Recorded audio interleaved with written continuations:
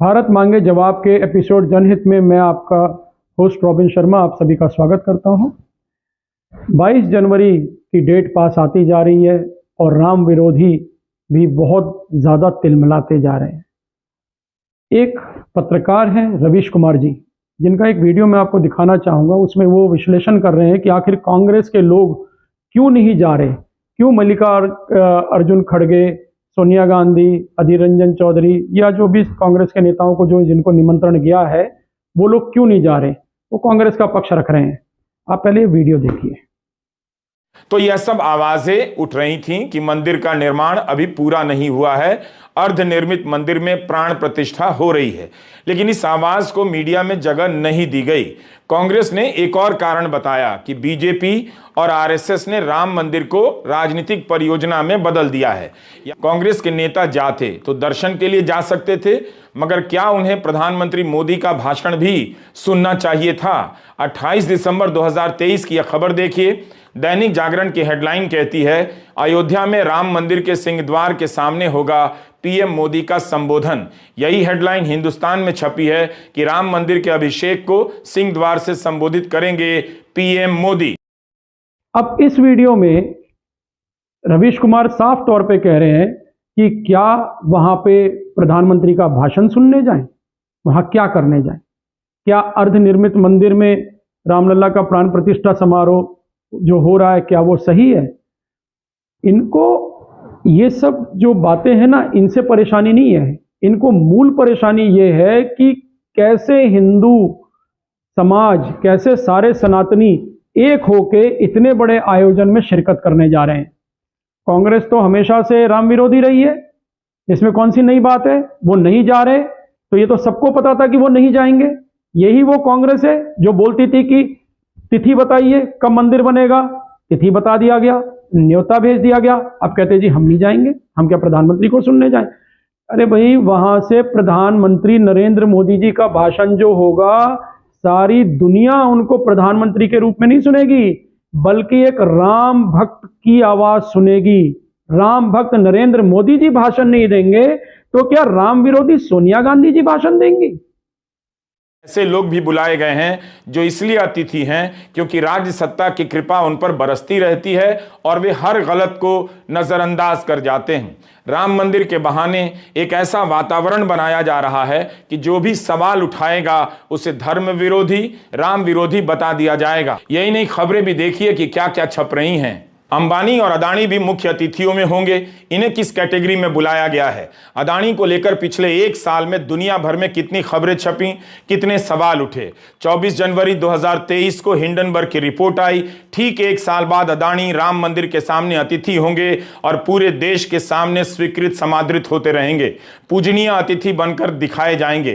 कांग्रेस को तब क्या करना चाहिए था? क्या यह पूछना चाहिए कि सोनिया गांधी को अदानी के बगल में कुर्सी मिलेगी या अदानी के बहुत पीछे कुर्सी मिलेगी? यह पूजा अर्चना का कार्यक्रम है या बैठने की जगह के हिसाब से किसी की हैसियत बताने का कार्यक्रम? क्या यह सवाल नहीं बनता है? जिस अदानी और मोदी को लेकर कांग्रेस कई तरह के गंभीर आरोप लगाती है, उनके साथ उस आयोजन में कैसे नजर आ सकती है? क्या इसलिए उसे नजर आना चाहिए कि यह आयोजन राम के नाम पर हो रहा है? तो राम के नाम पर ही तो कोई गलत का गलत कह रहा है, कैसे वो गलत के साथ जाकर सही की तरफ बैठ जाएगा? अब आप ही बताइए, क्या कांग्रेस को अदानी के बगल में बैठकर या आसपास बैठकर प्रधानमंत्री मोदी का राजनीतिक भाषण सुनना चाहिए? बहुत आसानी से गोदी मीडिया या बीजेपी का तंत्र उनके भाषण को राष्ट्रीय भाषण कह देगा, लेकिन क्या वो राजनीतिक नहीं होगा? प्रधानमंत्री को ही हर मौके पर क्यों भाषण देना चाहिए? अब रवीश कुमार का एक वीडियो और आप देखिए। रवीश कुमार कह रहे हैं कि कैसे कैसे लोगों को इस कार्यक्रम में बुलाया गया है। इसमें वो बोल रहे हैं कि अडानी और अंबानी को भी न्योता दिया गया है, वो लोग भी जाएंगे। तो क्या सोनिया गांधी उनके बराबर में बैठेंगी या उनके पीछे बैठेंगी, ये बताया जाए। ये क्यों नहीं बताया जा रहा? अभी कमाल की बात आप कर रहे हैं रवीश जी। अडानी और अंबानी क्या क्रिमिनल हैं? हिंडनबर्ग की रिपोर्ट की आप बात कर रहे हैं, सुप्रीम कोर्ट का अभी उसमें आदेश आया है हिंडनबर्ग की रिपोर्ट पे, आपने क्या उसे पढ़ा नहीं है? कैसे अडानी और अंबानी अगर इतने ही बुरे हैं, अगर इतने ही बड़े क्रिमिनल हैं, अपराधी हैं, तो रवीश कुमार जी आप उनके खिलाफ केस क्यों नहीं कर देते? उनके जितने भी अपराध की फहरिस्त है उसको लेकर सुप्रीम कोर्ट के आगे रख दीजिए। आपके पास तो बहुत बड़े बड़े वकील हैं, आप क्यों नहीं उनको चैलेंज करते? इनके सारे कुकृत्यों को दिखाने का प्रयास करते हैं, जिनको आप कुकृत्य मानते हैं। रवीश कुमार जी की एक और परेशानी है, कहते हैं क्या हर जगह प्रधानमंत्री भाषण देंगे? अरे भाई, हर जगह नहीं दे रहे। कांग्रेस के मंच पे क्या प्रधानमंत्री भाषण दे रहे हैं? राम मंदिर का आयोजन है, राम मंदिर निर्माण ट्रस्ट जिसको तय करेगा वो भाषण देगा। प्रधानमंत्री जी के नेतृत्व में, प्रधानमंत्री जी की देखरेख में भगवान राम के मंदिर का निर्माण हो रहा है, तो प्रधानमंत्री जी भाषण दे रहे हैं और वहां पे सारी दुनिया, मैं फिर कह रहा हूं, उनको राम भक्त भाषण देगा और सारी दुनिया राम भक्त को सुनेगी। जो लोग भी रामद्रोही हैं वो ना सुने, उस दिन अपना टीवी बंद कर लें, वो ना जाएं, हमें किसी को कोई परेशानी नहीं होगी। आप कहेंगे कि राजनीति कैसे है, तो फिर आप उन खबरों की तरफ झांक कर देखिए और खुद से जवाब ढूंढ लीजिए। ये खबरें छपी हुई हैं जिनकी कतरनें हम आपको स्क्रीन पर दिखा रहे हैं। लिखा है संघ परिवार के हाथ में रामलला के प्राण प्रतिष्ठा की कमान। यह खबर छपी है। क्या यूपी सरकार या भारत सरकार सक्षम नहीं है? क्या इस तरह के कार्यक्रम इस देश में संघ परिवार ही कराता रहा है? तब तो G20 का आयोजन भी आरएसएस को सौंप देना चाहिए था। एक खबर छपी है कि संघ के 5 लाख कार्यकर्ता यूपी के गांव-गांव में हर घर जाएंगे, अक्षत का वितरण करेंगे। यह तो पुरानी खबर है जो यूपी के विधानसभा चुनाव के समय की है। पूजा रामानंद परंपरा से की जाएगी। अब रवीश कुमार के इस वीडियो में रवीश कुमार कह रहे हैं कि आखिरकार मंदिर निर्माण की कमान संघ के हाथ में क्यों? जो कार्यक्रम का आयोजन होगा वो संघ के हाथ में क्यों है उसकी कमान? तो रवीश कुमार जी, संघ ने इस पूरे आंदोलन को लीड किया। भारत की आज़ादी के बाद से लेकर अब तक जो सुप्रीम कोर्ट का डिसीजन आया और उसके बाद मंदिर निर्माण तक जो भी कार्यक्रम रहा हो, राम मंदिर के निर्माण से संबंधित या राम मंदिर मुक्ति आंदोलन रहा हो या कोई भी रहा हो राम जन्म स्थान से संबंधित, उसको संघ ने ही लीड किया। तो जो लीड करता है वही लीड करेगा अब भी, इसमें बुराई क्या है? और संघ के हाथ में कमान क्यों ना हो? एकमात्र संगठन जो सनातन की बात करता हो, एकमात्र संगठन जो पूरे विश्व में हिंदुओं की रक्षा की बात करता हो, एकमात्र संगठन जो राम मंदिर के निर्माण के लिए प्रयासरत रहा हो पूरी तरह से और कभी उसमें पीछे नहीं हटा किसी तरह से भी, दे डिडंट बो डाउन। तो रवीश कुमार जी, इसमें आपको परेशानी क्या है? संघ के ही हाथ में तो कमान रहेगी। अगर राम भक्तों के हाथ में कमान नहीं होगी तो क्या राम विरोधियों के हाथ में कमान दे दी जाए? मंदिर के उद्घाटन का कार्यक्रम पूरी तरह से राजनीतिक है, सिर्फ एक दल और एक विचारधारा की राजनीति के हिसाब से। आज इस दल के पास सत्ता है, पैसा है, मीडिया है, लाखों कार्यकर्ताओं की फौज है, जगह जगह पोस्टर लगा दिए गए हैं, आपके घरों के सामने स्टिकर लगा दिए गए हैं। क्या उनमें राष्ट्र है? क्या उनमें भारत है? या भाजपा की राजनीति के रंग और तस्वीरें हैं और उनके नेताओं की तस्वीरें हैं? क्या बीजेपी ने ऐसा कोई भी पोस्टर लगाया है जिससे लगे कि वह राजनीति नहीं कर रही है, राम की पूजा कर रही है? किसी भी तरह से देखिए तो 22 जनवरी का दिन बीजेपी और संघ का दिन है। इन्हें पता है कि हर आदमी राम का नाम लेता है, राम के नाम पर वह किसी से सवाल नहीं करेगा। तो क्या इसका लाभ उठाकर राममय के नाम पर पूरे देश को भाजपामय नहीं बनाया जा रहा? सवाल तो है, मगर पूछेगा कौन? गोदी मीडिया तो इस सवाल को कुचल देगा। क्या राम मंदिर भाजपा का राजनीतिक प्रोजेक्ट नहीं है? अगर नहीं है तो फिर यह सब क्या है? राम मंदिर के लिए निकाली जा रही यात्रा की इस बस में तस्वीर किसकी है? क्या किसी अन्य दल के नेता की है? रवीश कुमार अपने वीडियो में बोल रहे हैं कि भारतीय जनता पार्टी राम मंदिर आंदोलन का राजनीतिकरण कर रही है। ऐसा राजनीतिकरण वो क्यों कर रही है? भाजपा के कार्यकर्ता घरों के बाहर पोस्टर लगा रहे हैं, सब जगह लगा रहे हैं कि क्या उसके अंदर आपको कभी भारत दिखता है? बिल्कुल दिखता है रवीश कुमार जी, राम के अंदर भारत दिखता है। राम मंदिर के समर्थन करने वालों के अंदर में भारतीय दिखते हैं और राम मंदिर का विरोध करने वालों के अंदर में हमें भारतीय नजर नहीं आते। रवीश कुमार जी, इस देश की जनता के जनमानस को आप थोड़ा सा ना उनके मन को समझने का प्रयास कीजिए। हर व्यक्ति राम मंदिर के समर्थन में खड़ा है। पॉलिटिकल पार्टी जो विरोध कर रही हैं वो करती रहे, उनको हम लोग कभी भी ये नहीं मानते कि वो लोग इस देश के हित में काम करेंगे, क्योंकि वो पॉलिटिकल पार्टीज हैं जिन लोगों ने टुकड़े टुकड़े गैंग का समर्थन किया है। भारतीय जनता पार्टी ने कभी कभी टुकड़े टुकड़े गैंग का समर्थन नहीं किया था, लेकिन जब वो आवाज उठी थी जेएनयू से तो रवीश कुमार जी आप ही बोलते थे कि ये तो अभिव्यक्ति की आजादी है। भारत तेरे टुकड़े होंगे अगर अभिव्यक्ति की आजादी है, तो क्या भारतीय जनता पार्टी के नेताओं की अभिव्यक्ति की आजादी राम मंदिर का निर्माण और उसके लिए प्रचार करके नहीं हो सकता? इनकी अभिव्यक्ति की आजादी पे आप कैसे प्रश्न चिन्ह लगा सकते हैं? अब मैं आपको एक वीडियो और दिखाता हूं। इस वीडियो में रवीश कुमार जी की कमेंट्री चल रही है और सामने आपको बहुत सारे लोग नाचते हुए दिखेंगे।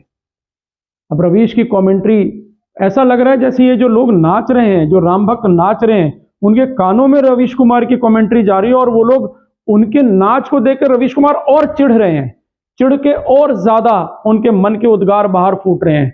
रवीश कुमार जी, ऐसे बहुत मौके आएंगे जब आपको इस तरह की कमेंट्री करनी पड़ेगी, क्योंकि अब राम भक्त रुकने वाले नहीं है। वो इसी तरह नाचते गाते हुए आएंगे। और जो आप कह रहे हैं कि क्या किसी अन्य दल के नेताओं को आपने देखा, क्या किसी तटस्थ व्यक्ति को देखा, अरे भाई कौन सा दल?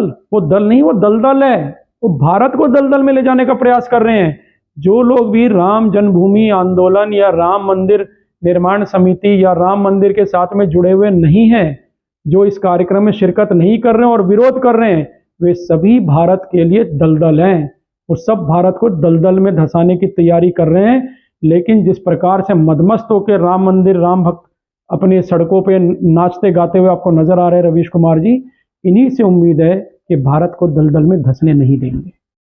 बीजेपी और आरएसएस ने मिलकर राम मंदिर के उद्घाटन को राजनीतिक, राजकीय और धार्मिक आयोजन में बदल दिया है। पार्टी की तरफ से जगह जगह यात्राएं निकाली जा रही हैं। जश्न मनाने के आवरण में राजनीतिक गोलबंदी हो रही है। अगर यह सब नहीं है राजनीति, तो वहां निर्माण से संबंधित किसी भी कार्य में आरएसएस, विश्व हिंदू परिषद और बीजेपी के अलावा किसी और दल से जुड़े या किसी भी तटस्थ व्यक्ति की भूमिका आपने देखी है? ऐसी कोई खबर पड़ी है जिससे लगे कि यह कार्यक्रम भाजपा का राजनीतिक प्रोजेक्ट नहीं है?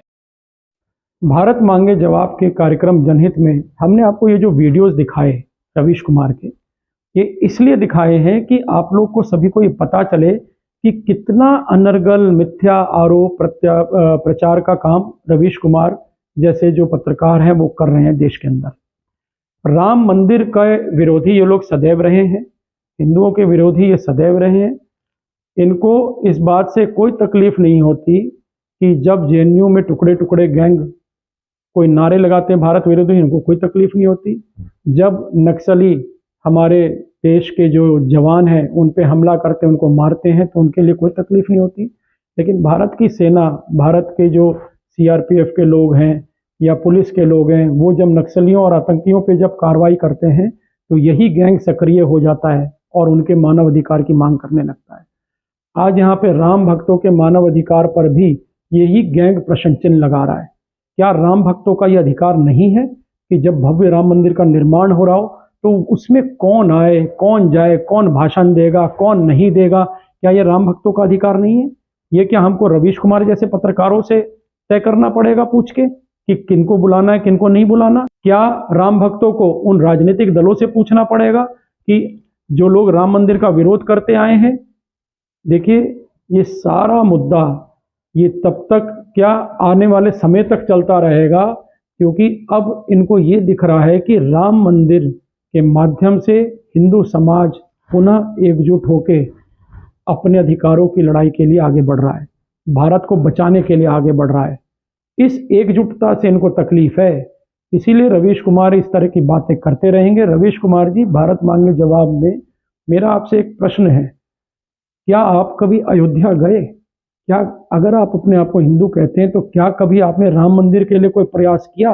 अगर आपने नहीं किया और अगर आपने कोई सही राय दी तो क्या उसको किसी ने नहीं माना? अगर आपने ये सब कुछ नहीं किया ना, तो आपको राम मंदिर पे प्रश्न चिन्ह लगाने का कोई अधिकार नहीं है।